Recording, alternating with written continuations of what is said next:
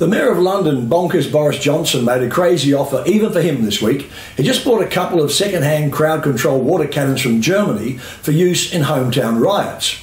Boris offered to be hit by one himself to prove that they are safe. There are actually a few politicians closer to home who deserved the water treatment this week.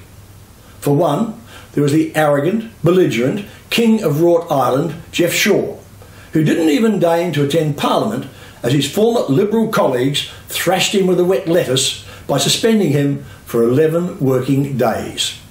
Good title for a movie, The Shaw Shonk Redemption. He'll be back in September and the circus can resume.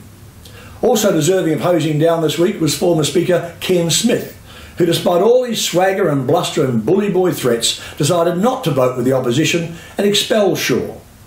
It was his posturing, empty as it turned out, that gave Daniel Andrews the cojones to plot an expulsion motion in the first place. Clive Palmer is always deserving of a cold shower, and on Sunday night, Mike Willesee gave the treatment to his minion, Senator-elect Ricky Muir. It was a country bumpkin's Pauline Hanson please explain moment, as he forgot his cue cards. Our own Zanetti put it best when he had Willesee giving Muir an easy handyman question. Do you know what is meant by not the sharpest tool in the shed? And speaking of handymen, former Prime Minister Julia Gillard was the centre of renovation talk at the Union Corruption Royal Commission when evidence was given by a salt-of-the-earth builder who said he had seen her boyfriend of the time, AWU union boss Bruce Wilson, give her wads of cash to pay for her renovations. Money, presumably, from the slush fund she helped set up when a lawyer at Slater and Gordon, a claim she denied for years while in the PM's chair. On the subject of cash, Collingwood's tattooed dunderhead Dane Swan was sprung singing for his supper at a sportsman lunch at Mick Gatto's brother's place.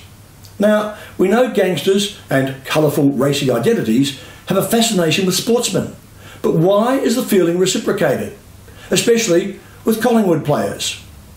If this were in the United States, the football commissioner, he would have hauled Eddie Everywhere's arse in there for a please explain the minute a photo of Swan and Gatto appeared. I remember when the New York Jets star quarterback, Joe Namath, had a bar called Broadway Joe's. He was forced to sell it because the commission felt that unsavoury types would hang out there picking up tips to affect the point spread for illegal gamblers.